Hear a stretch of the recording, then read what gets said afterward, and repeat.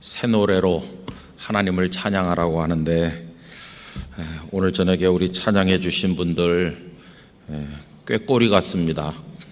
찬양하는 음성도 그렇고 그 가사도 너무나 귀합니다. 우리 영락의 성도들의 마음속에 하나님께서 귀한 찬양, 거룩한 노래로 날마다 채워주시기를 바랍니다.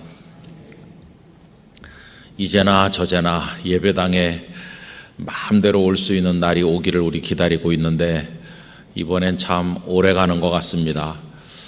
하나님께서 우리를 불쌍히 여겨주셔서 하나님의 집에서 예배할 수 있게 되기를 원합니다. 종종 이렇게 눈을 감고 이 예배당의 성도들이 주일날 꽉 차게 앉아서 예배하던 그때 모습을 떠올리곤 하는데, 다 어디 흩어져 계신가?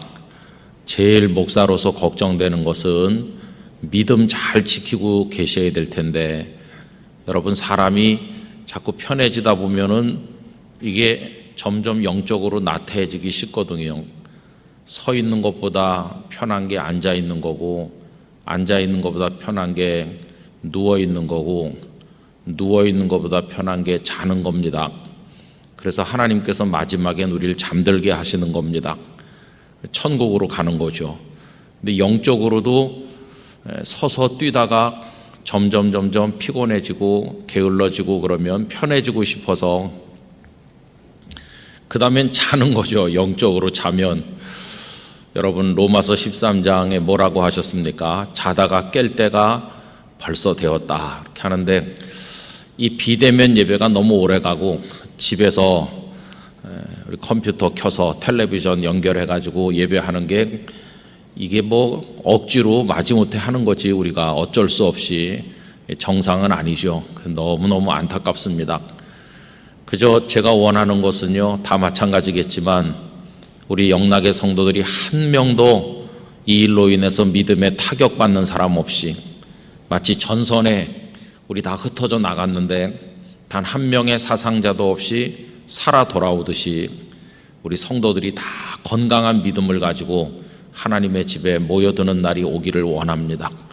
오히려 더 많은 이들이 영적으로 새 힘을 얻을 뿐만 아니라 이 어려운 때도 우리 교회 온라인 등록도 많이 하고, 그래서 교회가 오히려 더 힘을 얻고 부흥되기를 바라는 마음이 간절합니다. 여러분, 계속해서 기도하면서 함께 해 주시기를 부탁을 드립니다. 이번 금요일 날은 원래는 이제 그 공휴일이죠, 그날이. 그렇지만 이곳에서는 온라인으로 금요 기도회를 모일 겁니다. 이제 선교 대회가 시작이 되기 때문에 모여서 우리 선교부에 수고하는 분들 대표로 몇 분 오시고 이렇게 해가지고 하고, 또 이번 돌아오는 주일은 그동안 오후 예배까지만 드리고 그 이후에 찬양 예배를 그동안 드리지 못했었는데, 돌아오는 주일은 찬양 예배도 하고, 정상적으로 한다면은 학교 교사들, 우리 교회가 이제 함께 하는 학교에 교사들이 다 오셔서 학원 선교 대회를 해야 되는데, 다 오시지 못하지만 학교 대표들은 오시고, 그래가지고 우리가 또 학원 선교 대회 예배를 온라인으로 이렇게 드릴 겁니다. 그리고 다음 주 중에는 유기선 목사님 집회도 있고 다 진행을 합니다. 성도들이 가정에서 이제 보시면 되니까. 여러분, 어쨌든 이 모든 일련의 행사들, 예배를 통해서 하나님의 은혜가 충만하기를 원하고요. 그저 우리 할 일은 열심히 합시다. 그렇게 하면서 하나님의 때를 기다리는 그런 마음을 가지게 되기를 원합니다. 오늘은 여러분 성경을 다 이렇게 펴놓으시고 요한복음 14장, 복음서마다 조금씩 개성이 있고 특징이 있습니다. 그런데 사복음서 중에서 성령님의 역사에 관해서 가장 많이 언급했다고들 보통 말하는 것은 누가복음입니다. 누가복음이 성령에 관해서 많이 언급하신 복음서다 이러죠. 그럼 누가복음은 여러분 누가 쓰셨나요? 네, 어떻게 잘 아십니다. 누가복음은 그 기록자가 의사 누가입니다. 그런데 그 누가께서 또 기록하신 책이 신약 성경에 뭐가 있습니까? 사도행전이 있습니다. 그러니까 우리가 성경을 이렇게 차례차례 읽다 보면 마태, 마가, 누가 그리고 요한복음 읽고 사도행전으로 넘어가지만 사실은 누가복음을 읽고 나서 곧바로 사도행전을 읽는 것도 의미가 있습니다. 저자가 하나님의 감동을 받았던 그 의사 누가이신데 그 두 책이 누가복음도 그렇고 사도행전도 그렇고 데오빌로 각하라는 분에게 써서 보낸 거죠. 그러니까 누가복음은 데오빌로가 예수님에 관해서 조금 알고 있는데 알고 있는 바를 더 자세히 알게 하기 위해서 근원부터 자세히 미루어 살펴가지고 각하에게 보냅니다. 이게 누가복음이고, 그 다음에 이제 사도행전은 예수님 이야기 그 다음에 예수님 승천하시고 나서 그 다음 이야기가 어떻게 됐는가 하는 거를 속편같이 써서 보낸 건데, 초대 교회가 어떻게 생성되고 복음이 어떻게 능력 있게 로마 제국 안으로 확장돼 나갔는가, 이거를 이제 사도행전에 잘 기록하고 있죠. 그러면 여러분, 사도행전에 별명이 있다는 것도 아시죠? 사도행전은 성령행전이라고도 합니다. 사도들이 역사한 것처럼 나오니까 사도행전이라고 하지만 사실은 사도들을 움직이신 분은 성령님이시죠.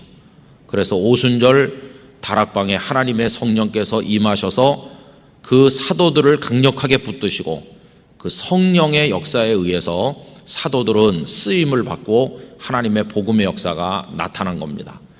그러니까 여러분, 성령행전은 사도행전에만 해당되는 얘기가 아니고 오늘 이 땅 우리에게도 해당되는 이야기인 줄로 믿습니다. 영락교회는 누가 세웠나 그러면 한경직 목사님이라고들 다 말하지만 사실은 하나님의 성령께서 목사님을 사용하셔서 이곳에 그런 역사를 이루신 것이고, 오늘 우리도 전적으로 성령님께 붙들려야만 될 줄로 믿는 것입니다. 성령께서 우리를 사용하시는 거죠. 그래서 누가복음이 성령님에 관해서 많이 이야기하는 사복음서 중에서 이제 그렇다 이렇게 얘기합니다. 그런데 요한복음은요, 아주 그 성격이나 그 컬러가 달라요. 그래서 마태, 마가, 누가 이 세 복음은 같은 관점에서 기록했다고 해서 공관복음 이렇게 말합니다. 그런데 요한복음은 너무도 그 구성이나 그 써내려가는 방식이나 강조하는 핵심이 다르거든요. 그래서 아주 특별한 책이 요한복음인데, 요한복음에서 많이 강조되는 것은 예수님의 신성, 그런 게 많이 강조되고, 그 다음에 영원한 생명, 영생에 관한 말씀이 굉장히 많이 나와 있고 그래요. 마태, 마가, 누가복음에는 예수님의 병자를 고친다든지 무슨 여러 가지 이적들이 많이 기록되는데, 요한복음에는 예수님의 이적이 아주 조금만 나옵니다. 그 대신 예수님의 말씀이 많이 나오고 있습니다. 정말 깊은 말씀, 오묘한 말씀, 그런 말씀들이 요한복음에 많이 나와요. 그리고 요한복음에는 성령님에 관한 언급은 비교적 아주 적은 편이에요. 성령님에 관해서 그렇게 많은 구절이 나오질 않고 있어요. 그런데 오늘 읽은 14장 오늘 본문 속에 보면 성령님에 관한 너무도 귀한 말씀들이 집중적으로 나오는 것을 볼 수 있습니다. 여러분, 오늘 본문이 시작된 16절 말씀을 가서 보시기 바랍니다. 16절 다 같이 읽겠습니다.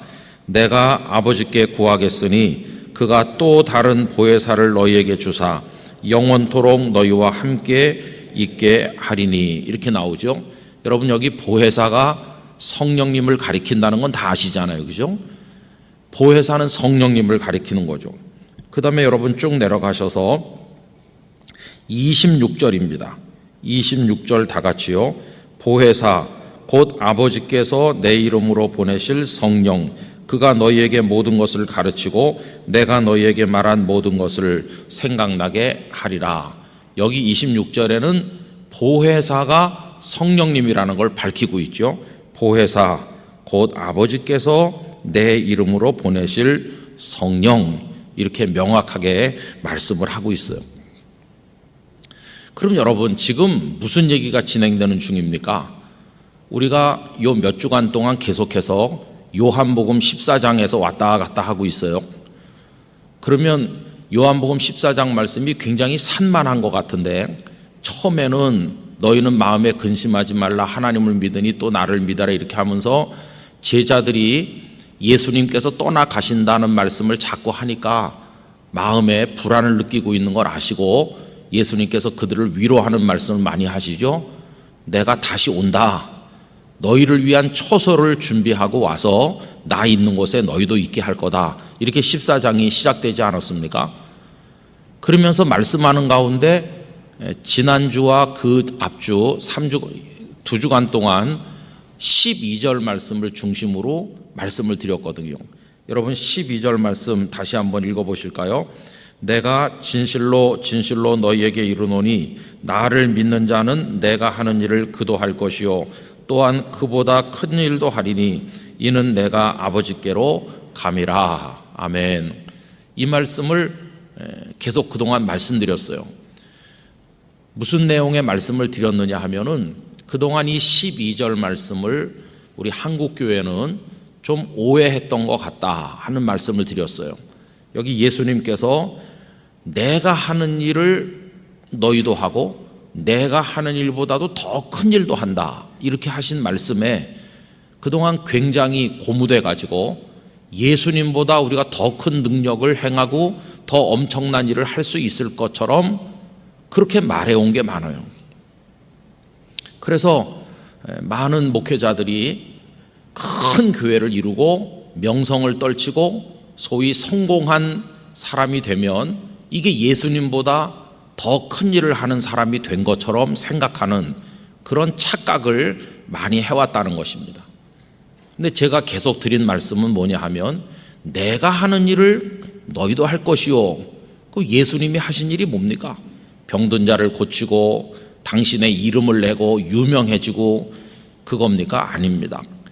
예수님께서 이 세상에 오셔서 하신 모든 일 결국 딱 하나로 정리한다면 성부 하나님의 영광을 나타내는 것이었어요. 그게 예수님이 하신 일이에요. 그러면 병든 자를 고치고 배고픈 사람을 먹인 것도 다 귀한 일이긴 하지만 성부 하나님께 영광되는 결정적 일이 뭐였습니까? 십자가 지신 거예요. 십자가를 지시고 죽으심으로써 하나님 아버지의 뜻을 이루시는 거예요. 하나님 아버지의 뜻이 죄인인 우리들을 구원하시는 거거든요. 그래서 예수님이 이 땅에 오신 거 아닙니까? 만약에 예수님께서 병든 자나 고치고 배고픈 사람이나 먹이시면서 유명하게 되셔서 정말 슈퍼스타처럼 사람들에게 박수나 받는 그런 분이 되시고 십자가를 안 지신다면 성부께서 예수님을 이 땅에 메시아로 보내신 목적이 이루어지지 않는 거거든요. 그런데 예수님께서는 겟세마네 동산에서 기도하시지 않았습니까? 나의 원대로 마옵시고 아버지의 원대로 되게 해달라고 기도하셨는데 아버지의 원대로 되신 것이 십자가를 지신 거거든요. 그래서 우리 예수님은 십자가를 지심으로 인생들을 구원하고자 하시는 성부 하나님의 뜻을 이루심으로써 하나님께 영광을 돌리신 거예요. 그게 예수님께서 하신 일입니다. 그런데 예수님께서 여기 12절에서 내가 한 일을 너희들도 할 것이라는 말이 무슨 말이겠어요? 내가 하늘의 하나님께 영광을 돌린 것처럼 나를 믿는 자는 그 사람도 하나님께 영광을 돌릴 것이고 하나님 아버지께 영광 돌리기 위해서 내가 순종하는 것처럼 그 사람도 하나님의 말씀에 순종할 것이고 내가 하나님의 말씀에 순종하기 위해서 십자가를 지고 죽기까지 한 것처럼 나를 믿는 그 사람도 자기 십자가를 지고 골고다에 올라 내 뒤를 따를 것이다. 그 얘기가 12절이거든요. 내가 하는 일을 그 사람도 할 것이요 내가 한 것보다 더 큰 일도 할 거라는 얘기는 이 세상에 막 능력을 나타내고 대단한 권세를 떨치고 엄청난 역사를 이루어서 박수받는 스타가 된다 그런 뜻이 아니라 오히려 반대로 예수님을 닮고 예수님의 말씀을 지키고 예수님 가신 길을 가고 예수님처럼 십자가를 지고 오직 하나님의 영광을 위하여 살게 되는 거, 그걸 말하는 건데, 우리 한국교회는 그동안 이 12절 말씀을 많이 오해했다는 것입니다. 그래서 12절 말씀을 제대로 깨닫고 제대로 지키면 예수님처럼 고난의 길을 가야 되고 십자가의 길을 가야 되는 거죠. 근데 이 말씀을 반대로 해석하니까 오히려 내가 영광을 받아야 되는 거죠. 하나님의 영광이 아닌 나의 영광을 추구하게 되고, 하나님의 이름이 높여지기를 원해야 되는데 내 이름이 높여지기를 원하니까 이게 교회가 부패되고 타락될 수밖에 없는 거였다고 말씀을 드렸습니다.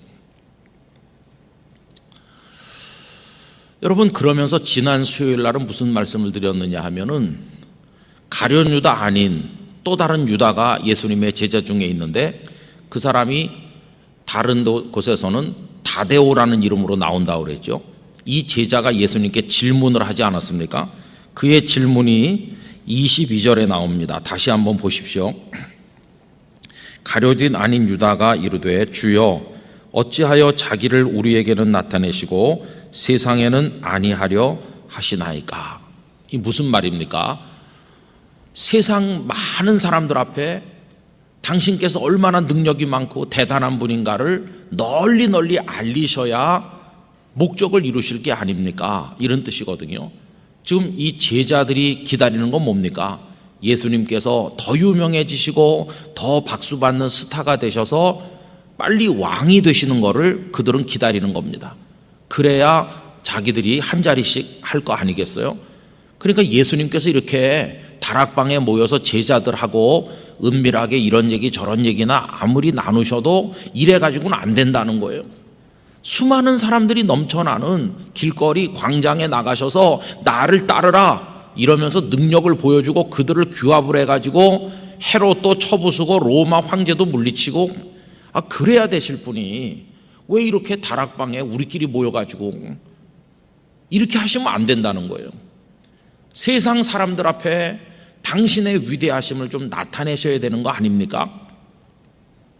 이 가룟 아닌 유다가 예수님께 한 말은 사실은 나머지 11 제자도 다 하고 싶은 말인 거죠.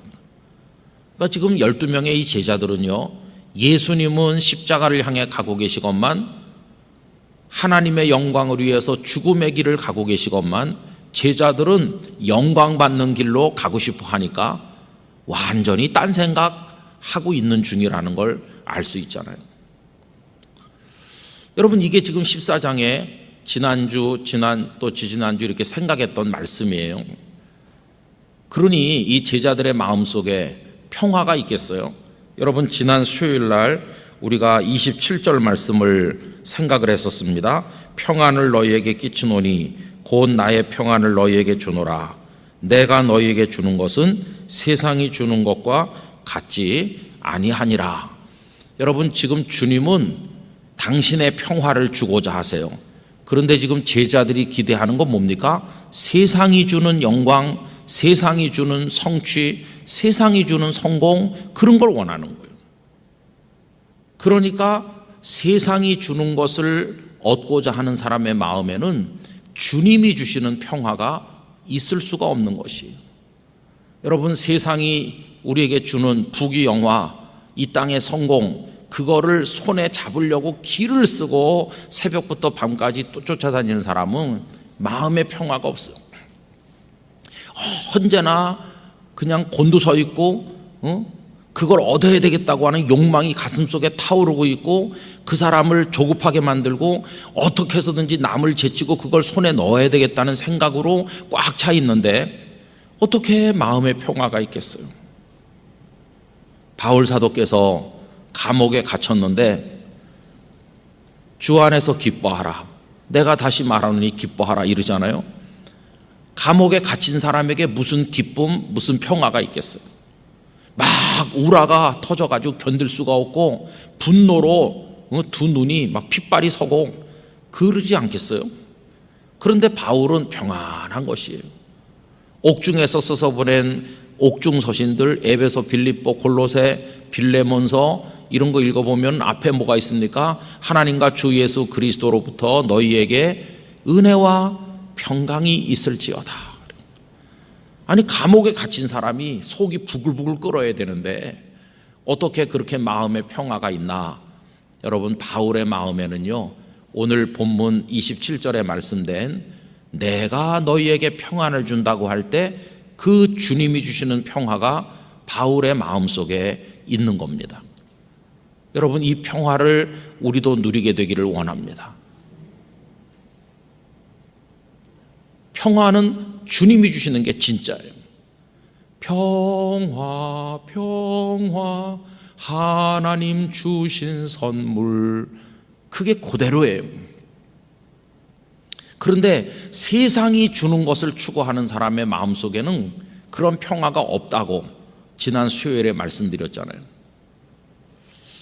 여러분, 지금 이런 얘기를 쭉 하고 계시는데 그 중간중간에 예수님은 조금 본문의 전개와는 안 어울리는 것 같은 말씀을 툭툭 던지셨는데 그게 바로 오늘 저녁에 생각하려고 하는 성령님에 관한 이야기라는 거예요.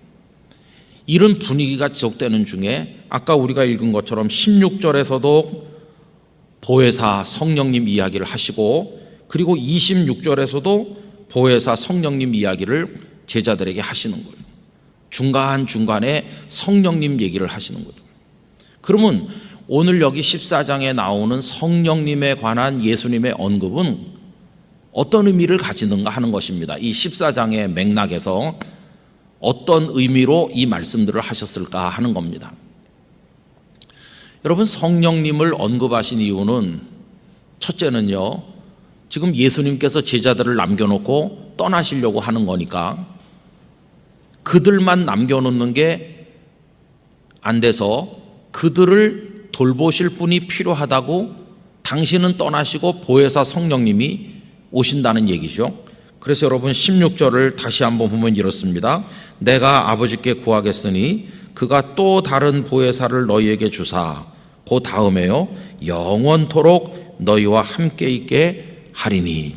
여러분, 그동안 한 3년 가까이 예수님과 제자들은 늘 함께 있었습니다. 떨어져 본 적이 거의 없죠. 언제나 예수님 계신 곳에 제자들이 있었고 예수님 가시는 곳에 제자들이 같이 갔죠. 늘 함께 있었죠. 그런데 지금 예수님께서 제자들만 남겨놓고 떠나실 것처럼 하니까 지금 마음이 불안한 거거든요. 그래서 너희는 마음에 근심하지 말라고 하신 거 아닙니까?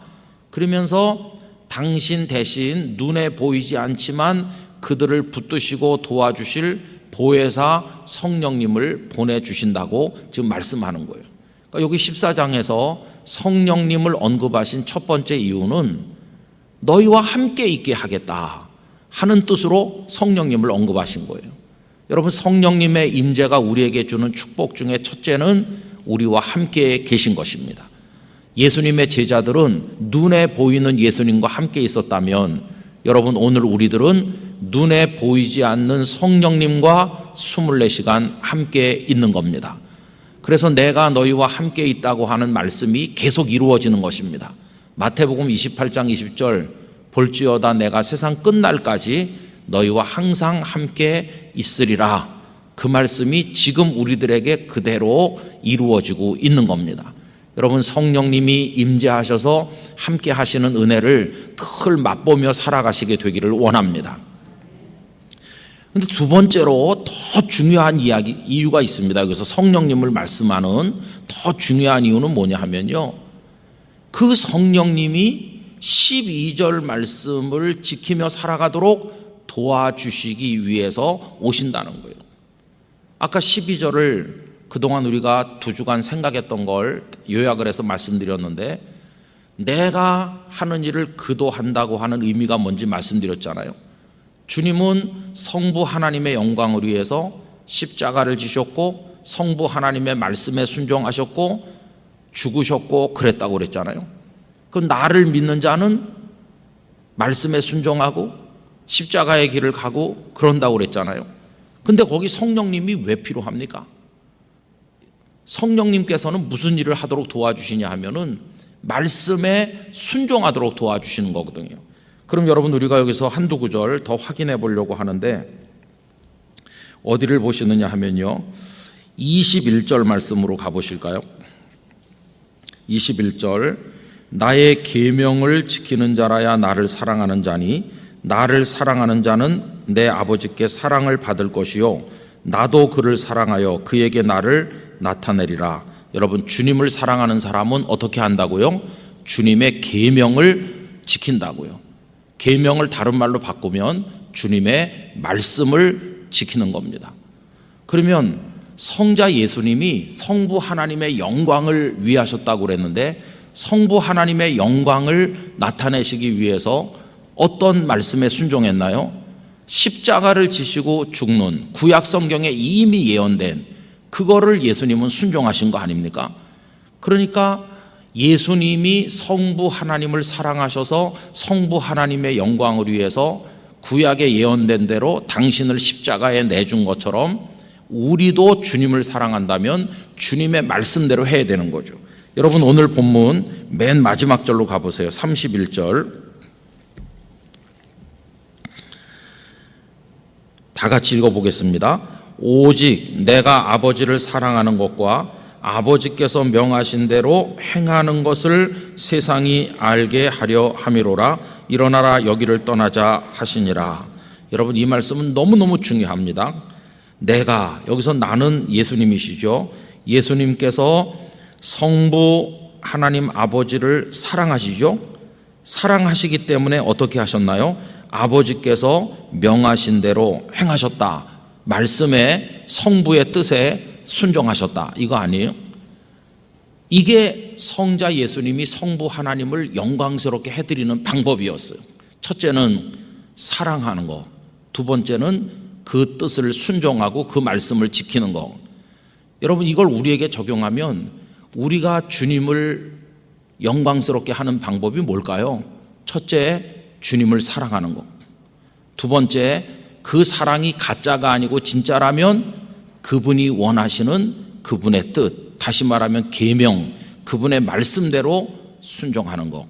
이게 우리가 해야 될 일인 것이죠. 그래서 아까 21절이 그겁니다. 21절이 나의 계명을 지키는 자라야 나를 사랑하는 자니. 나를 사랑하느냐? 나를 사랑한다면 내가 시키는 대로 해야지. 내 말씀대로 순종해야지. 이거거든요. 여러분, 이 얘기가 반복되고 있어요. 23절과 24절 천천히 다 같이 읽어보겠습니다. 예수께서 대답하여 이르시되 사람이 나를 사랑하면 내 말을 지키리니 내 아버지께서 그를 사랑하실 것이요 우리가 그에게 가서 거처를 그와 함께 하리라.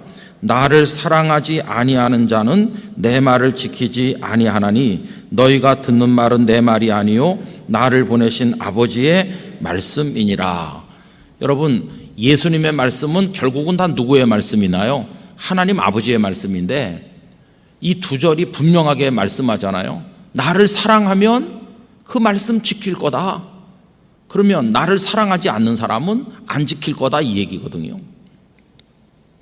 결국 여기 14장에서 흘러가고 있는 말씀은요, 아까 12절에 나를 믿는 자는 내가 하는 일을 그 사람도 할 거다 그랬는데 예수님이 하신 일이 뭡니까? 아버지의 영광을 높이는 거죠. 그걸 위해서 아버지를 사랑했고 아버지의 말씀대로 순종한 거 아닙니까? 그래서 십자가 지신 거죠. 그 공식을 그대로 적용하는 거죠. 너희도 나를 정말 사랑한다면 내가 너희에게 이야기해 준 계명, 내가 너희에게 말해 준 말씀, 그것을 순종해야 된다. 내 말이 곧 아버지 하나님의 말씀이다. 이게 지금 예수님의 뜻이거든요. 그러는 가운데 성령님 얘기를 하는 거예요.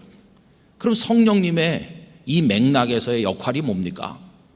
오늘 설교 제목이 뭡니까? 성령님은 진리의 영인 것이에요. 여러분, 진리가 뭡니까? 하나님의 말씀이 곧 진리죠.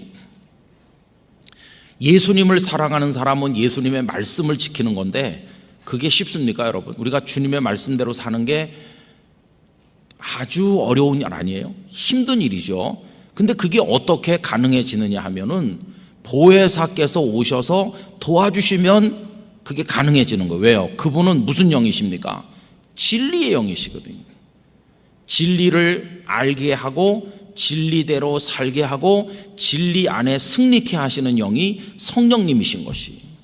그래서 오늘 여기 21절에서 성령님을 아까 16절에서 성령님을 이야기하면서 17절로 이어지면서 성령님을 뭐라고 설명합니까? 진리의 영이라고 하는 거예요.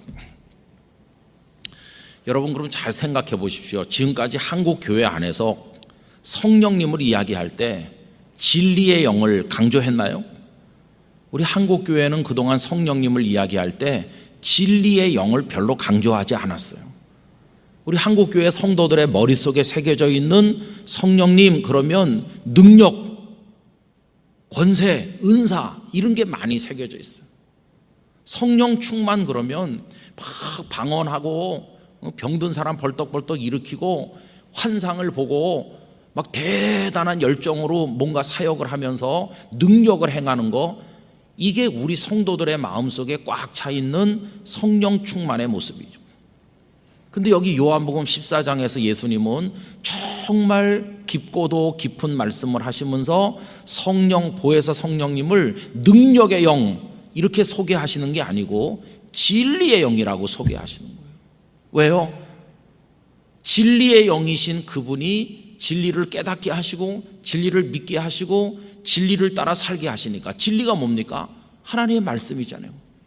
계속 여기 반복된 게 뭡니까? 나를 사랑하는 자는 내 계명을 지키고 내 말대로 할 거다. 근데 그걸 가능케 해주시는 분이 성령님이시라는 거예요. 그러니까 여러분, 성령님이 오시면 막 권능을 받고 능력을 행해가지고 더 유명해지고 더 성공하고 세상에서 박수받는 슈퍼스타가 되는 게 아니라, 성령님을 제대로 체험한 사람은 더 주님의 말씀대로 살려고 노력하게 되고 더 주님께 순종하기 위해서 겸손해지고 성령에 충만할수록 그 말씀대로 살려고 고민하게 되고, 그러다 결국은 자기를 죽이고 예수님처럼 십자가를 지게 되는 것, 이게 성령 충만한 사람의 참된 모습인 것이. 26절 말씀 더 분명하죠. 26절을 다시 한번 봅시다. 보혜사 곧 아버지께서 내 이름으로 보내실 성령, 그분은 어떤 분이십니까? 그 다음에 다 나오잖아요.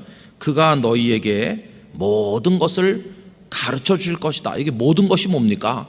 하나님의 말씀, 예수님이 가르치신 그 말씀을 깨달을 수 있도록 역사하셔서 하나하나 풀어주시고 알게 하시고 아멘으로 받아들이게 하시고, 이게 가르치시는 거죠. 말씀을 가르치시고 내가 너희에게 말한 모든 것, 예수님께서 제자들에게 얼마나 많이 말씀하셨어요? 모든 것을 까먹게 내버려 두시는 게 아니라 생각나게 해주실 거다. 그래서 제자들이 살아가는 동안에 뭔가를 결정해야 될 때, 어떤 행동을 해야 될 때 보혜사 성령께서 역사하시면, 이거 이렇게 하는 거는 내 영광 위해서 내 욕심대로 하는 거고 예수님은 그런 말씀 하신 적이 없으셨지. 내가 생각나, 예수님의 말씀이. 예수님은 그 반대로 하라고 하셨지. 내가 왜 이럴까? 그러면서 돌이켜서 주님의 말씀대로 순종할 수 있도록 그 마음을 바꿔주시고 용기를 주시는 분이 성령님이신 것이.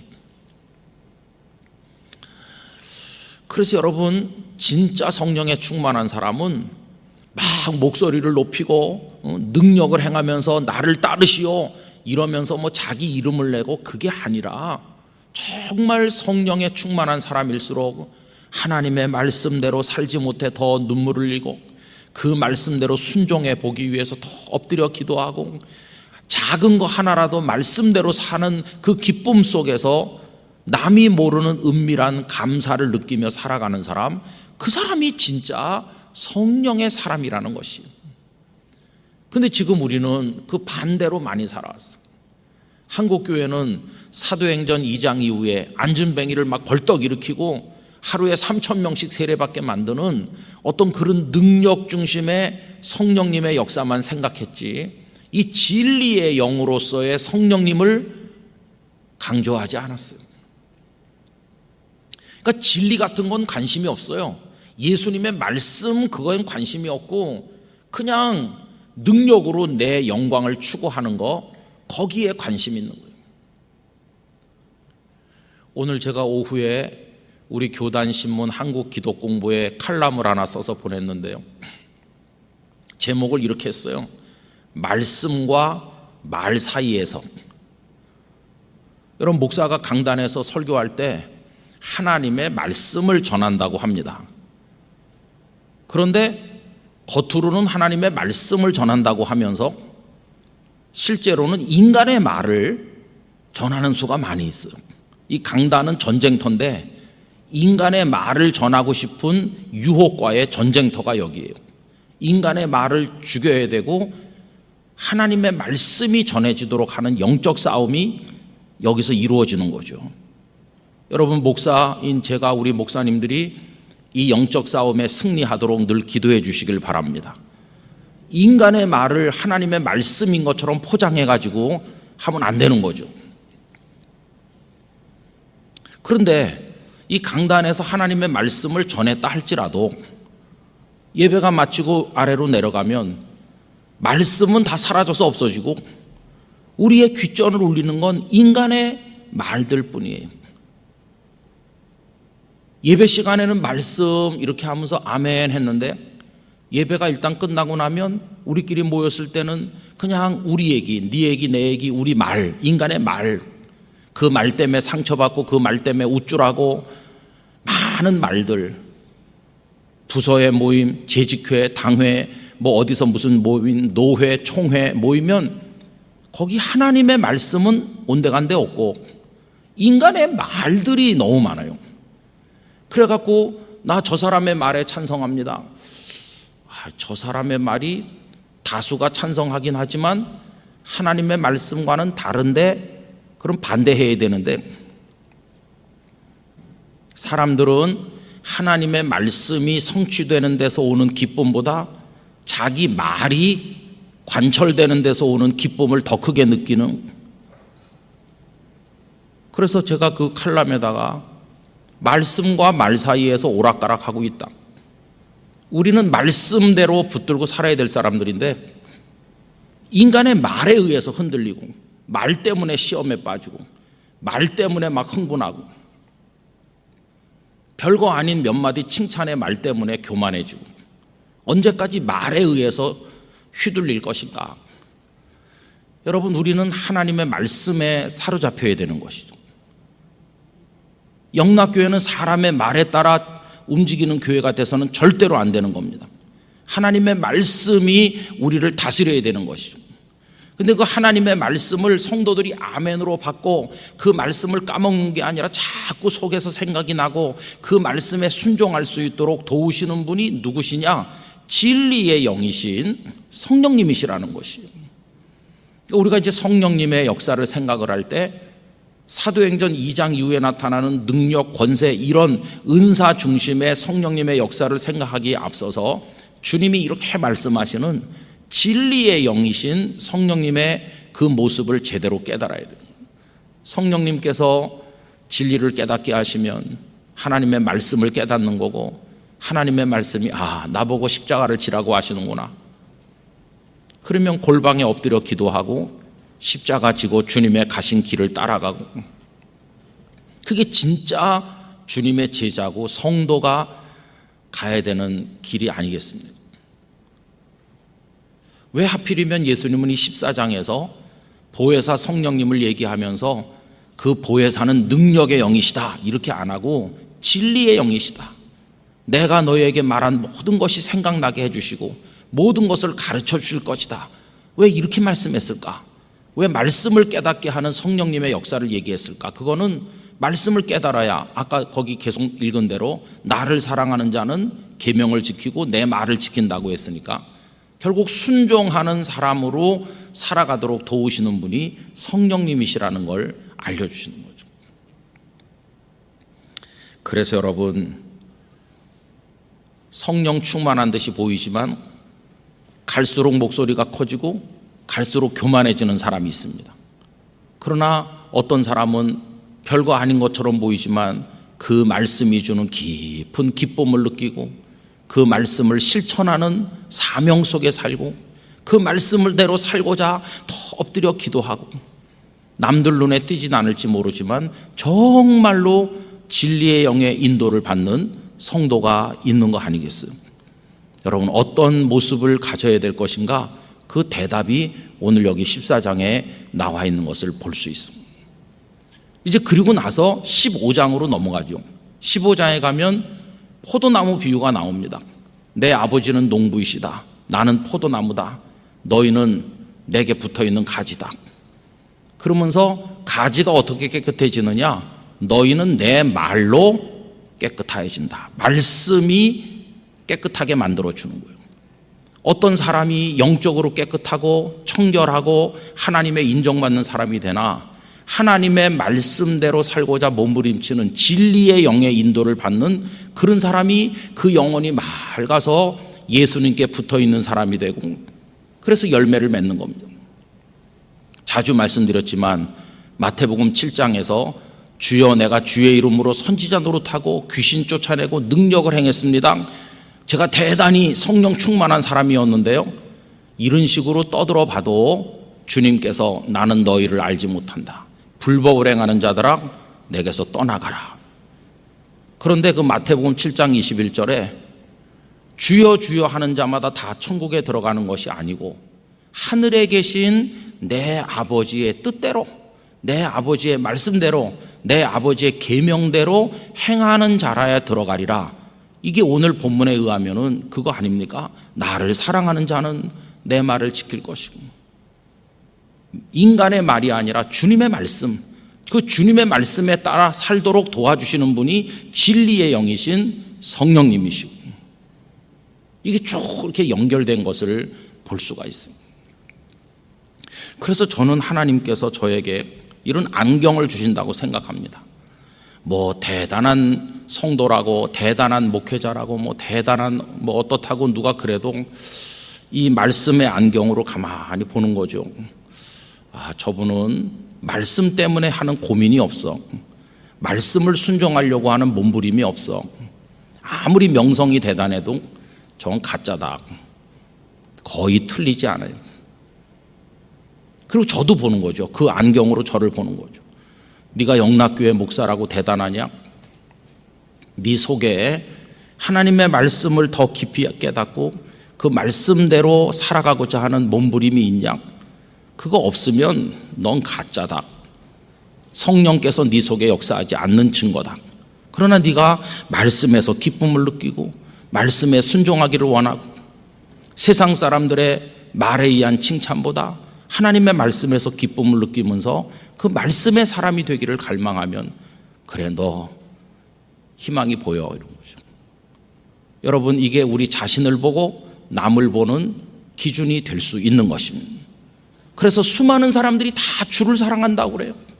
다 주를 사랑한다고 그러지만 가만히 보면 진짜 주님의 계명을 사랑하고 주님을 사랑하고 주님처럼 하나님 아버지의 영광을 위하여 골고다로 걸어가는 사람은 아주 드물다.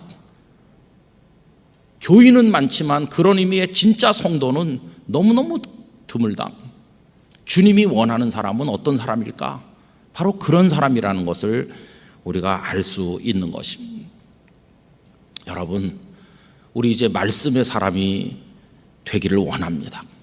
우리 힘으로는 안 되니까 진리의 영이신 성령님을 의지하시기를 바랍니다. 주여, 오늘도 제가 말씀을 펴니다.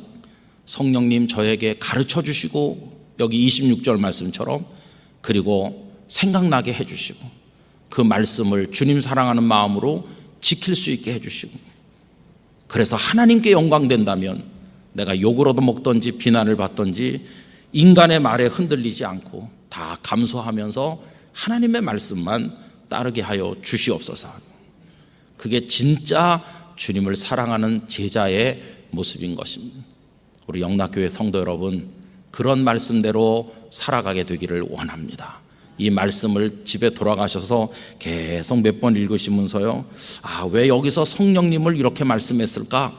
그 뜻을 잘 묵상하시면서 우리 영락의 성도들이 이 시대 천연기념물처럼 찾기 힘든 진짜 그리스도인 모습을 다 가지시고, 그런 사람 만나고 싶으면 영락교회 가봐라, 거기는 그런 이들이 많다더라, 이런 칭찬을 듣는 우리 모두가 되기를 간절히 기원합니다. 기도하겠습니다. 아버지 하나님, 정말 중요하지만 저희들이 간과하고 있었던 내용들을 오늘 저녁에 같이 나누었습니다. 우리 주님은 하나님 아버지의 영광을 위해 모든 것을 하시는 가운데 십자가를 지심으로 아버지의 뜻을 이루셨습니다. 아버지를 사랑하셨기 때문에 아버지의 뜻대로 하셨다고 말씀했습니다. 그러면서 저희들에게도 너희가 나를 사랑한다면 내 계명대로 내 말씀대로 해야 된다고 하셨습니다. 아버지 하나님, 어떻게 말씀대로 할 수 있을까요? 진리의 영이신 성령님이시여 저희들을 사로잡아 주시기를 원합니다. 그래서 말씀이 생각나게 해주시고 말씀이 깨달아지게 해주시고 인간의 말에 흔들림이 없이 오직 주의 말씀의 사람으로 살아갈 수 있도록 도와주시옵소서. 진정한 의미의 성령 충만한 성도가 되도록 저희들에게 은총을 베풀어 주시옵소서. 예수님의 이름으로 기도하옵나이다. 아멘.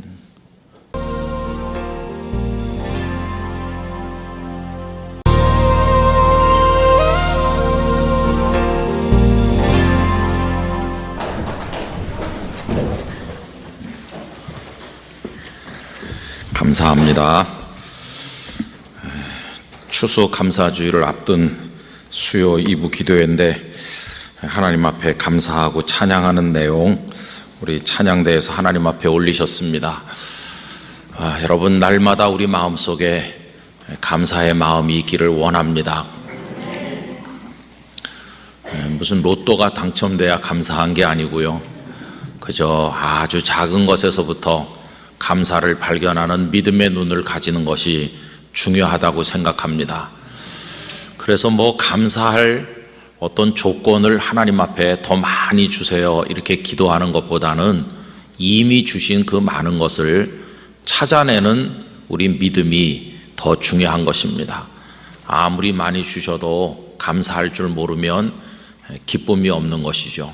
그래서 찾아내고 발견하는 눈이 우리에게 열려야만 될 것입니다. 하루하루가 그저 감사하고 또 위태위태한 인생이지만 하나님께서 붙들어 주시는 게 또 감사하죠. 저는 가끔 이런 생각이 들더라고요. 저는 북한에 살아본 적이 없고 6.25 전쟁을 겪어본 적도 없어서 잘은 모르는데, 하여튼 북한 그 공산 집단 주체 사상으로 또 왜곡되고 얼마나 백성들을 탄압하고 그럽니까?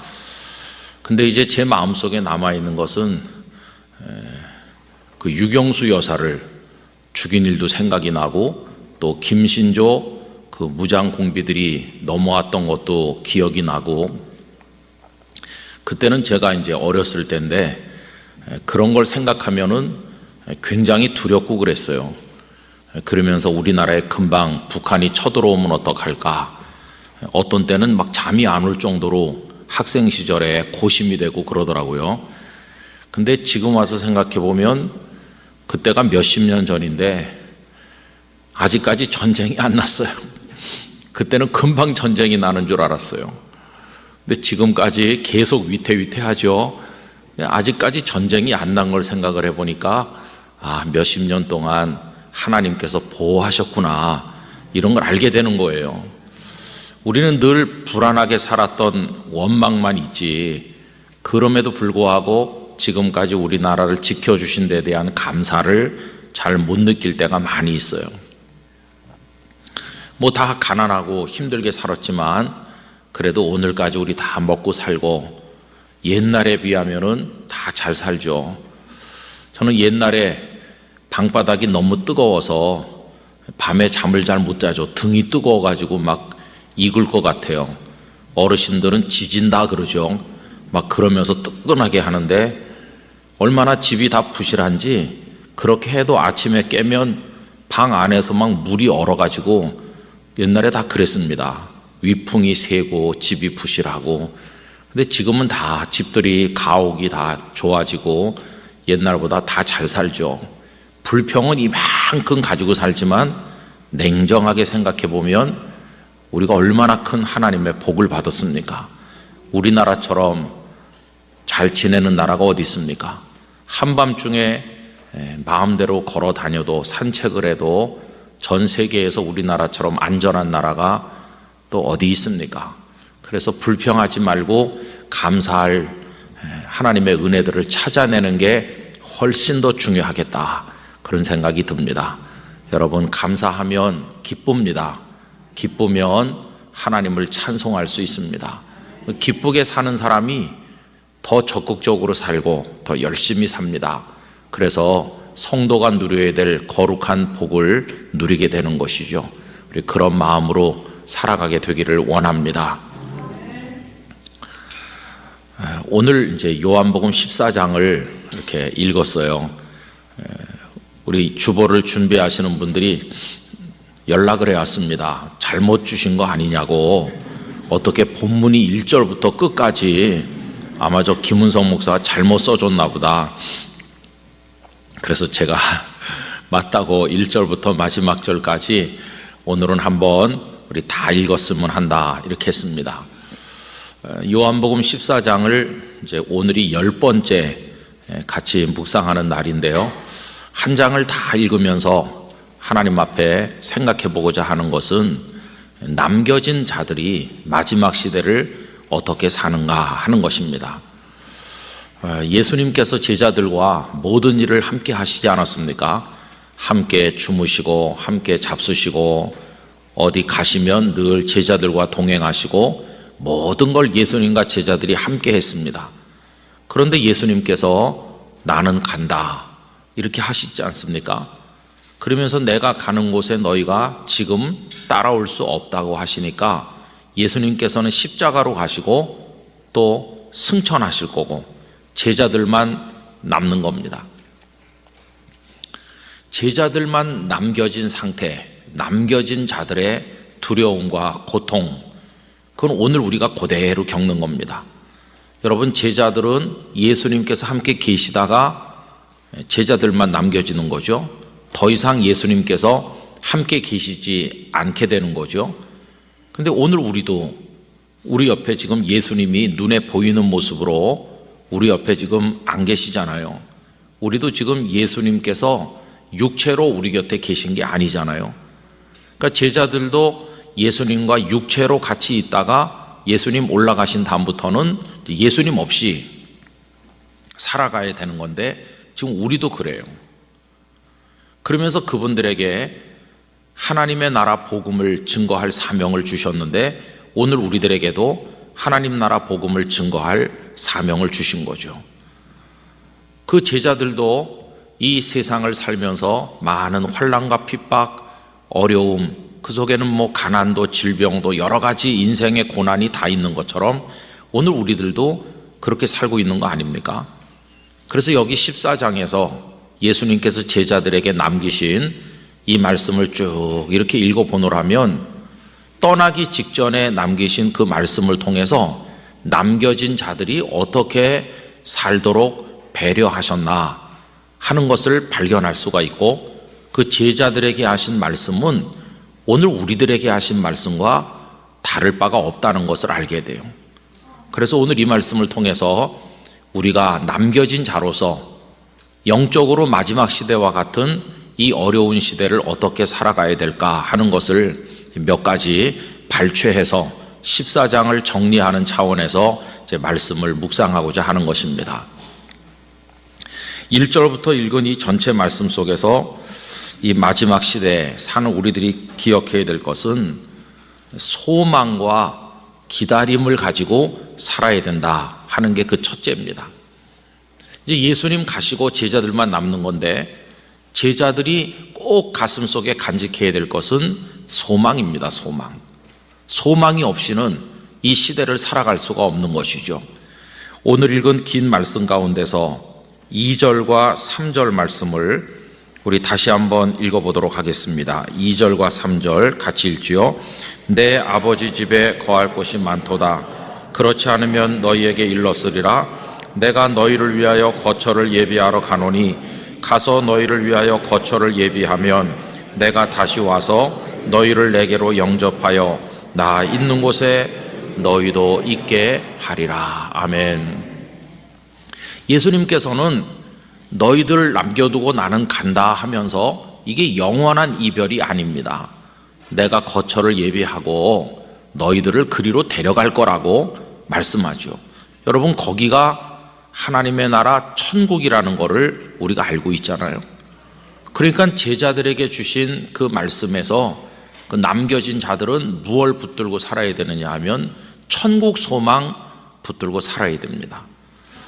우리가 이 땅에 살다 보니까 우리는 너무 이 세상에 함몰되어 있어요. 이 세상만 보고 사는 거예요. 그러나 예수님을 믿음으로써 우리가 받는 놀라운 축복 가운데 가장 중요한 것이 우리에게는 천국을 주신다는 것입니다. 이 소망을 잃어버리면 기독교인이라고 말할 수가 없습니다. 만약에 천국을 향한 소망이 없이 예수님을 믿는다고 한다면 그거는 이 땅의 욕망을 위한 기복적 신앙밖에는 안 되는 거겠죠. 예수님, 이 땅에서 잘 먹고 잘 살고 뭐 이거 위해 산다면 너무 허망한 거예요. 이 땅은 밤의 한 경점같이 잠깐 지나가는 것이에요. 금방 지나가요. 짧은 인생이에요. 진짜 인생은 짧죠. 젊은 청년들은 인생이 짧다는 걸 잘 못 느낄지 모르지만 벌써 한 5, 60년 사신 분들은 왜 이렇게 세월이 빨라? 한 해가 그냥 훌쩍훌쩍 지나가네. 금방 느끼시잖아요. 지금 다 느끼고 계신 거 아닙니까? 저는 여기 은행잎 참 아름답던 것들이 바닥에 막 밟히는 걸 보면은 오늘도 그런 생각이 들더라고요. 아, 가을이 와서 울긋불긋한 아름다운 단풍을 보고 은행잎이 노랗게 물들다가 바닥에 떨어지는데 앞으로 이런 가을을 내가 몇 번쯤 맞이하면 천국에 갈까, 그런 생각이 불현듯이 들곤 해요. 여러분, 그렇게 길게 남은 거 아닙니다. 이 땅에 빠져가지고 세상 욕망에 도취돼서 살면 참 불행한 것이에요. 주님이 우리를 위해 준비해 놓으신 하늘나라 소망을 잃어버리면 안 된다는 것입니다. 이 소망은 우리로 하여금 오늘을 견디는 힘을 줍니다. 이 땅의 삶이 고단하고 어렵고 힘이 들어도 주님, 조금만 견디면 영원한 생명의 나라에 갈 것을 믿습니다. 내가 조금 더 잘 견디겠습니다. 만약에 여기서 영원히 고통받고 영원히 괴롭힘 당하면서 이 땅에서 영원히 살으라고 하면 그거보다 무서운 저주는 없을 거예요. 그래서 여러분, 이런 웃기는 얘기가 있잖아요. 어떤 마을에 청년이 외지에 나갔다가 불로초를 발견해가지고 집에 와서 불로초를 가마솥에 넣고 삶아가지고 온 동네 사람을 다 불러가지고 이거 먹으면 우리 마을 사람들은 영원히 산다, 기쁨에 충만해가지고 다 나눠 마시고, 그런데 나중에 한 사람도 안 남고 다 죽었다는 거예요. 왜 그러냐 하면 너무너무 안 죽고 사는 게 괴로워가지고 다 집단으로 죽었다는 거예요. 여러분, 그게 웃기는 얘기인데 이해는 되는 얘기예요. 이 땅에 오래 살기를 다 원하지만은 이 괴로움 많은 세상에서 영원히 살으라 그러면은 이거보다 더 무서운 저주가 어디 있겠어요. 차라리 죽으라는 것보다 여기서 영원히 괴로움 당하면서 살라는 게 그게 더 힘든 거 아닙니까? 그런데 하나님께서는 우리에게 너 있을 곳을 다 준비했다고 하시면서 소망을 주시는 것이 소망. 우리가 지난번에 요한복음 3장을 생각할 때 무슨 얘기를 했는지 다시 잠깐 말씀드리면, 밤중에 니고데모가 예수님을 찾아왔습니다. 근데 니고데모는 사내들인 공회원이죠. 율법을 많이 아는 존경받는 랍비죠. 거기다가 뭐 여러 가지 면으로 빠질 것이 없이 다 갖춘 아주 훌륭한 분이죠. 니고데모가 예수님을 왜 찾아왔는지 성경에는 명확하게 나와 있지 않습니다. 왜냐하면 니고데모가 예수님을 추켜 세우거든요. 당신이 하나님으로부터 오신 분이 아니면 이런 일을 할 수 없을 겁니다. 이렇게 예수님을 추켜 세워요. 거기까지만 얘기했지 왜 찾아왔는지는 아직 입 밖에 꺼내지 못했어요. 제가 찾아온 것은, 이렇게 본론을 말하기도 전에 예수님이 먼저 그를 충격으로 몰아넣으셨어요. 그게 3장 3절 말씀인데, 예수께서 대답하여 이르시되 진실로 진실로 내게 이르노니 사람이 거듭나지 아니하면 하나님의 나라를 볼 수 없느니라. 니고데모가 본론도 꺼내기 전에 우리 주님은 하나님의 나라를 얘기하셨어요. 저는 이 대목에서 니고데모가 큰 충격을 받았을 거라고 생각합니다. 왜냐하면 니고데모는 땅의 나라에서 성공한 사람이거든요. 이 세상에서 사내들인 공회원이 됐죠. 랍비가 됐죠. 모든 면에서 성공한 사람이죠. 이 땅의 나라에서 부러울 게 없을 정도로 다 가진 사람이죠. 그런데 예수님께서는 하나님 나라를 얘기하시는 거예요. 네가 사내들인 공회원이냐? 네가 좀 배웠느냐? 네가 존경받는 랍비냐? 너 그래서 어깨에 힘주고 다니냐? 너 대단하다고 자부하냐? 나는 너에게 하나님 나라를 말하고 싶다. 여러분, 땅의 나라에서 성공해가지고 자부심이 강했을 그에게 주님이 하나님 나라를 얘기하니까 어안이 벙벙해진 거예요. 그것도 거듭나지 않으면 하나님 나라를 볼 수 없다고 하니까 어떻게 거듭나는 겁니까? 이렇게 당황해가지고 질문이 시작이 돼서 물과 성령으로 거듭나는 원리를 가르치신 예수님, 3장 16절 하나님이 세상을 이처럼 사랑하사 쭉 이어서 말씀하지 않았습니까? 여러분, 땅의 나라에다 목표를 두고 오늘날 우리들도 니고데모가 되고 싶은 욕심을 가지고 살죠. 어떻게 해서든지 우리 자녀들도 공회원이 됐으면, 우리 자녀들도 랍비가 됐으면, 이 땅에서 성공했으면 하고 자녀를 키우고 우리 자신도 그렇게 되고 싶어 하지만, 여러분, 이 세상의 모든 것들은 너무너무 험한 것입니다. 가지는 것도, 배우는 것도, 성공하는 것도 금방 끝나는 것입니다. 금방 끝나요. 성도가 가져야 될 중심의 소망은 천국에 있는 것입니다. 기독교 신앙은 이 땅에서 영원히 살도록 하는 게 아니라 이 땅의 삶이 주님의 인도 가운데서 아름답게 마무리되는 순간 우리에게 주실 영원한 생명, 그거 예수님이 주시는 겁니다. 특별히 요한복음에는 영생의 이야기가 얼마나 많이 나오는지 알 수 없어요. 여러분, 저는 영락교회 성도들이 하나님의 나라, 하늘나라, 천국이라고 말하는 그 영원한 소망을 절대로 소홀히 하거나 잊어버리시는 분이 없게 되기를 원합니다. 그게 우리의 궁극의 목적지인 것이죠. 그래서 남겨진 제자들이 어떻게 이 괴로운 세상에서 버틸 수 있나? 주께서 조금만 견디며 믿음의 싸움 싸우면 나를 영원한 생명의 나라로 불러가실 줄 믿습니다. 그 생각하면 내일에 대한 그 영원한 소망 때문에 오늘의 괴로움을 견딜 수 있는 것이에요. 그 다음에 두 번째로 오늘 14장에서 발견하는 남겨진 자들이 마지막 시대를 어떻게 살까 했을 때 주님이 주신 승리의 방법 중에 하나는 기도할 수 있도록 해주신 것입니다. 그래서 여러분 13절과 14절 다 같이 읽겠습니다. 너희가 내 이름으로 무엇을 구하든지 내가 행하리니 이는 아버지로 하여금 아들로 말미암아 영광을 받으시게 하려 함이라. 내 이름으로 무엇이든지 내게 구하면 내가 행하리라. 이게 무슨 얘기입니까? 이제 내가 가고 너희들만 남을 텐데 힘들 거야. 어려울 게 많을 거야. 그때 너희들은 당황하지 말고 기도해라. 내 이름으로 기도해라. 기도하면 견딜 수 있어. 이렇게 기도라는 강력한 수단을 주신 것이에요. 여러분, 제자들만 기도의 특권을 받은 게 아니라 오늘 우리들도 기도할 수 있는 특권을 얻은 것이에요. 그래서 예수님 승천하신 다음에 주님 올라가시는 걸 보고 돌아온 제자들이 다락방에서 제일 먼저 시작한 게 뭡니까? 기도하는 것이었어요. 아버지 하나님의 약속하신 성령을 기다리면서 그들은 기도했어요. 그리고 또 사도행전 2장 3장 쭉 내려가 보면 핍박을 받았잖아요. 베드로 사도가 설교하고 3,000명이 믿고 세례를 받고 성전 미문에 안전병이 장애인이 일어나고 사람들이 놀라니까 또 설교하고 또 많은 사람이 죽게 돌아오고 이러니까 유대 지도자들이 시기심이 발동해가지고 제자들을 사내들인 공회로 끌고 가서 협박하고 때리고 막 이랬잖아요. 그럼 다시 돌아오면 그들이 또 한 게 뭐냐 하면 또 기도하는 거예요.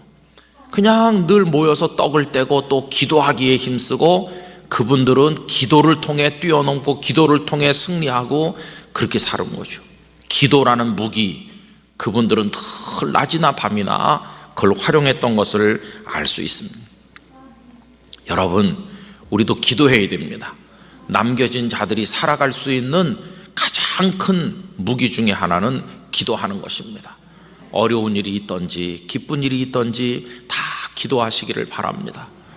꼭 입 밖에 하지 않아도 가슴 속으로부터 기도하고, 주님, 저 지금 어디 가는지 아시죠? 저와 함께 계시는 거 맞죠? 저를 도와주세요. 기도하는 거죠. 기도보다 강력한 것은 없는 것입니다. 너희는 마음에 근심하지 말라. 하나님을 믿으니 또 나를 믿으라 하실 때 기도할 수 있는데 왜 염려하는가? 우린 생각하면서 기도해야 됩니다. 기도할 수 있는데 왜 걱정하십니까? 기도하면서 왜 염려하십니까? 주님 앞에 무릎 꿇고 간구해 보세요. 마음을 정결하게 뜻을 다하여 기도할 수 있는데 왜 걱정하십니까? 기도하면서 왜 염려하십니까? 다 잘 아시죠, 그죠? 근데 이 가사가요, 꼭 남한테 하는 것 같은 가사예요, 그죠? 선생님, 기도할 수 있는데 왜 걱정하십니까? 꼭 그런 것처럼 남한테 물어보는 형식으로 되어 있는데 가사를 좀 고칠 필요가 있어요. 우리 자신한테 해야 돼요. 이놈아 왜 기도 안 해? 이렇게 왜 기도하면서 맨날 걱정해?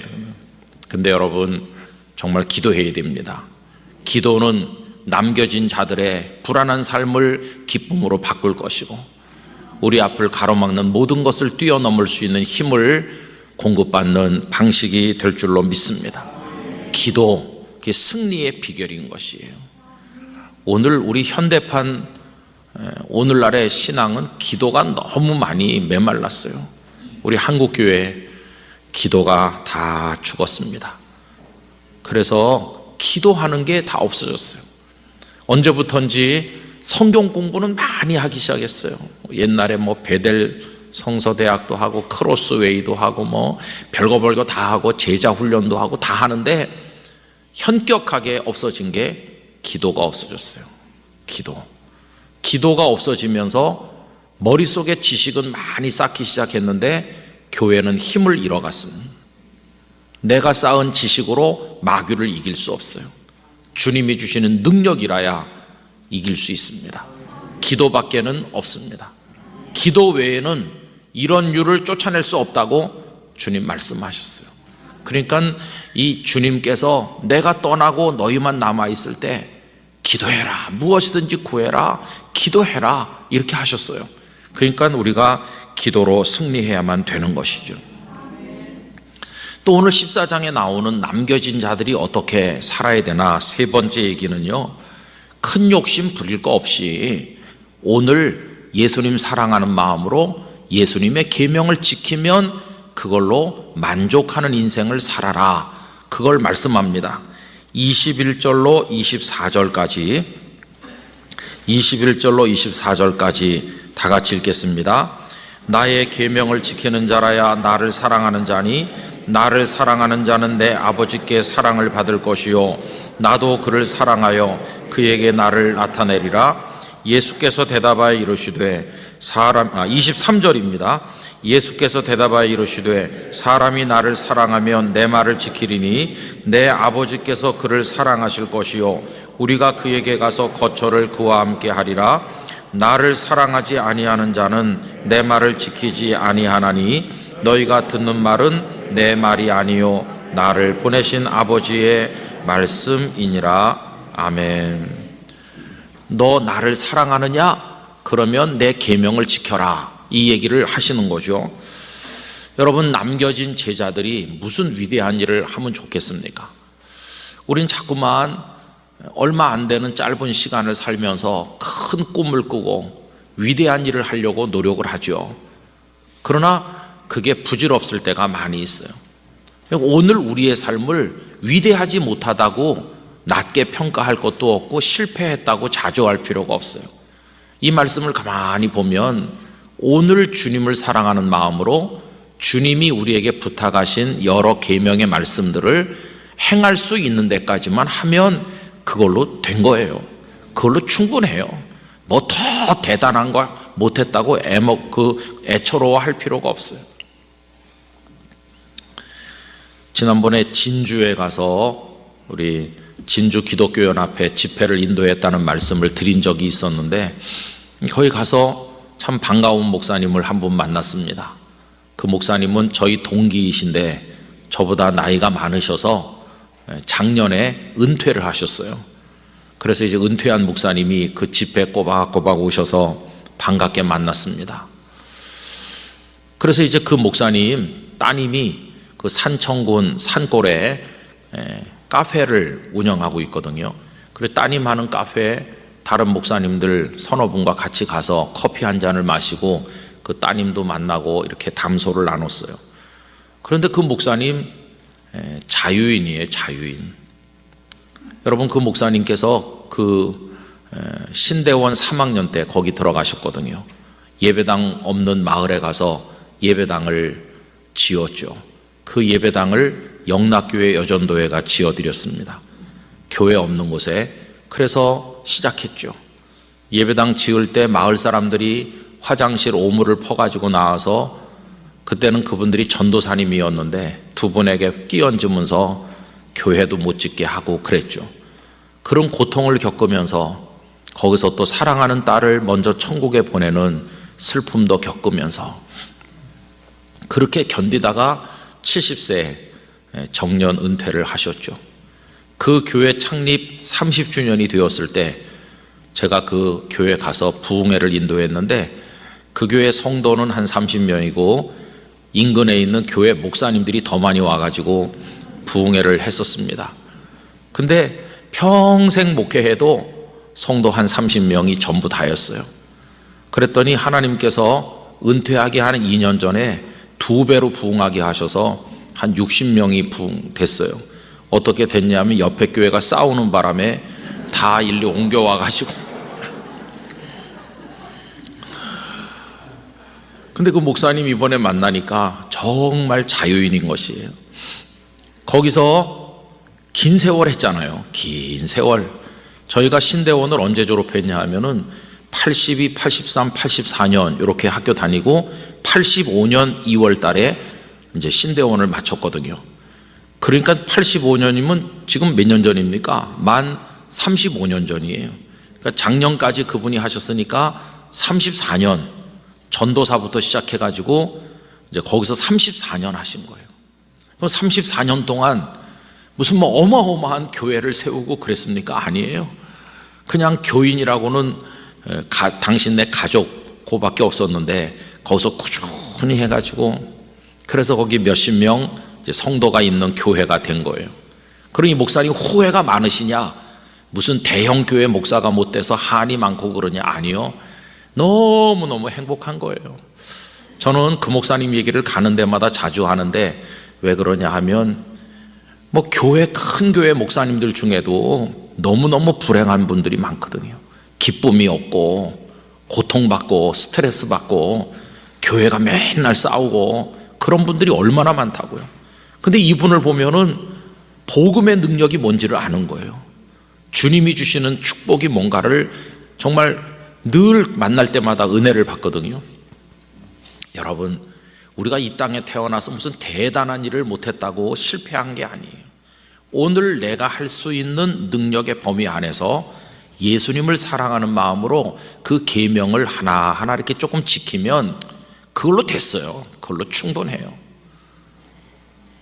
오늘도 제가 무슨 자료를 찾다가 보니까 이런 게 있더라고요. 작년에 누가 블로그에 올린 글인데, 작년에 거기 영락교회라는 게 확 있길래 제가 읽어봤어요. 그랬더니 영락교회 성도가 연락을 했다고, 우리 교회에서 무슨 행사를 했는데 음식이 맛있는 걸 많이 만들었는데 남았기 때문에 의논한 끝에 거기다 전달하기로 했어요. 그러면서 음식을 가져왔는데 정성껏 밥이랑 반찬이랑 먹다 남은 게 아니라 아주 깨끗한 거를 정성껏 싸서 150명분을 가져다 주셔서 노숙자 100명이 맛있게 먹고 또 싸가지고 갔는데 영락교회 참 감사하다, 그런 글이 거기 올라온 걸 봤어요.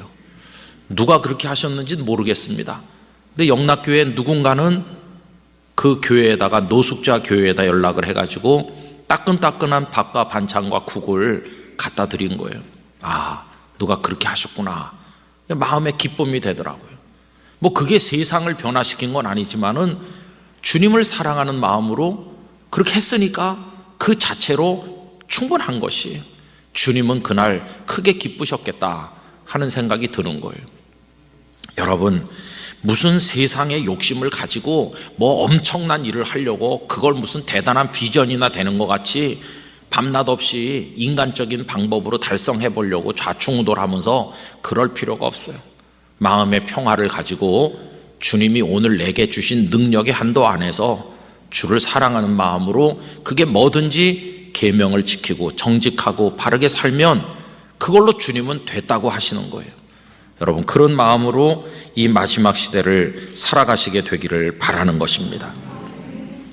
그러면서 이제 마지막으로 남겨진 자들이 어떻게 살아가야 될까 했을 때 주님이 주신 비결은요, 성령님과 동행하는 것이에요. 여러분, 오늘 말씀 가운데 16절, 17절, 18절 다 같이 읽어보겠습니다. 16절, 내가 아버지께 구하겠으니 그가 또 다른 보혜사를 너희에게 주사 영원토록 너희와 함께 있게 하리니 그는 진리의 영이라. 세상은 능히 그를 받지 못하나니 이는 그를 보지도 못하고 알지도 못함이라. 그러나 너희는 그를 아나니 그는 너희와 함께 거하시며 또 너희 속에 계시겠습니다. 내가 너희를 고아와 같이 버려두지 아니하고 너희에게로 오리라. 아멘. 그 16절에 보혜사를 너희에게 주사 영원토록 너희와 함께 있게 하리니, 예수님 떠나신다고 제자들만 남겨지는 것처럼 보이지만 예수님이 육체로 함께 하시진 않지만 이제는 보이지 않는 보혜사 성령님이 오셔서 함께 해 주실 거다, 이렇게 하는 거죠. 그러니까 남겨진 자들이 마지막 시대를 살아가는 비결 중에 하나는 성령님과 동행하는 법을 배우는 것입니다. 결코 우리는 혼자인 적이 한 번도 없음을 깨닫는 것입니다.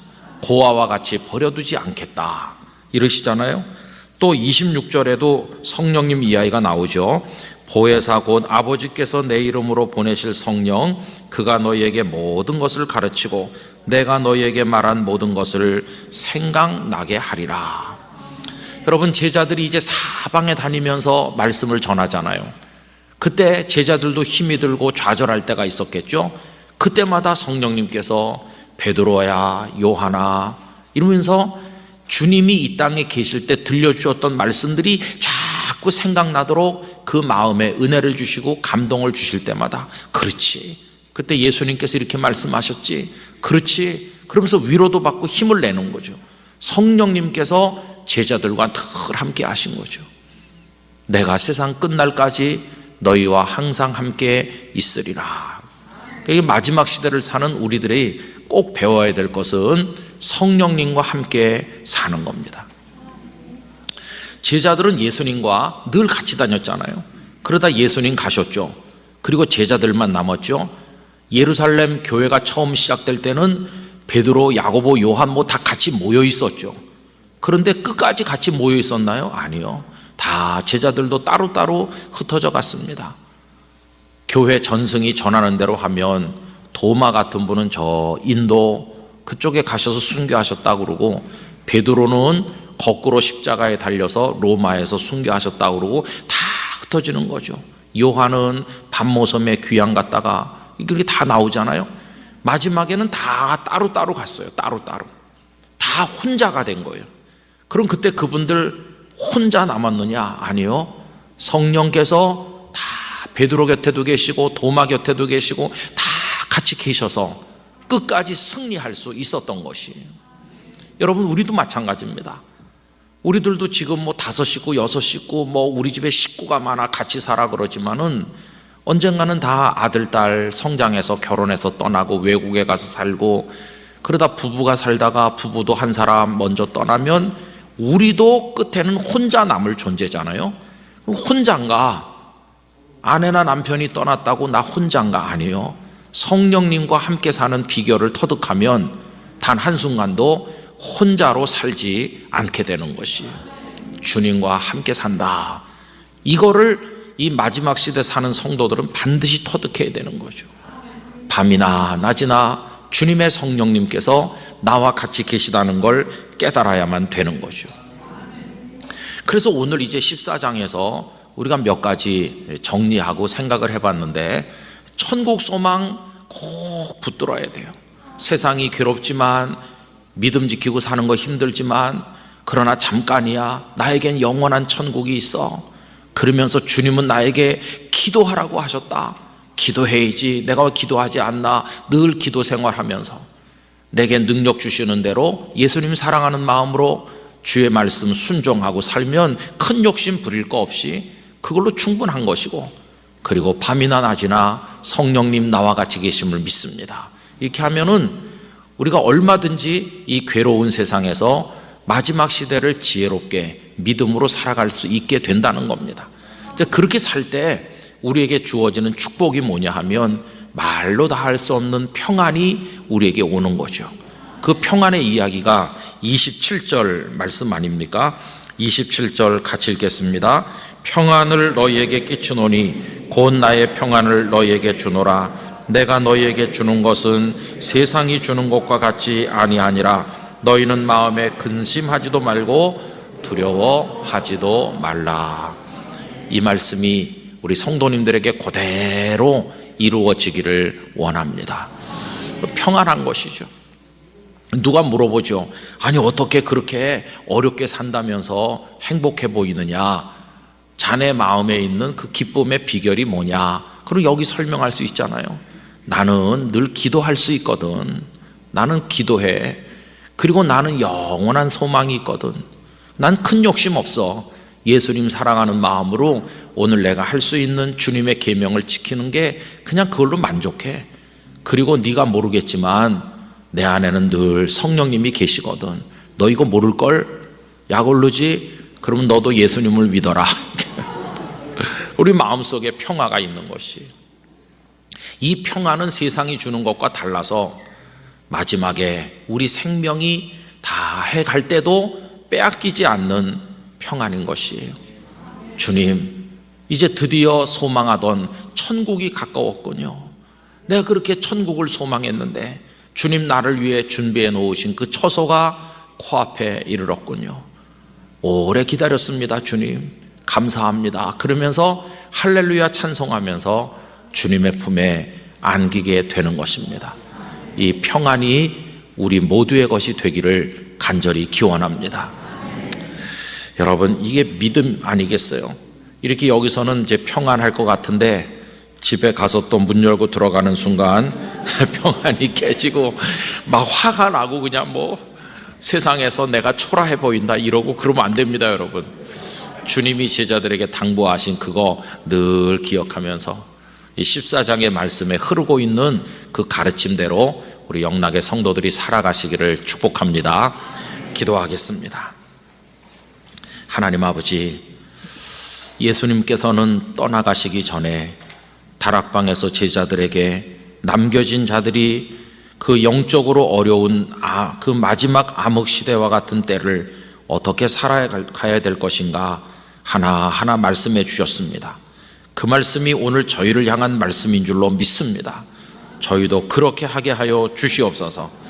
그래서 세상을 이기는 그리스도인이 되고 평안을 누리며 주님 주신 삶을 완수하고 영원한 천국의 승리를 얻게 하여 주시옵소서. 예수님의 이름으로 기도하옵나이다. 아멘.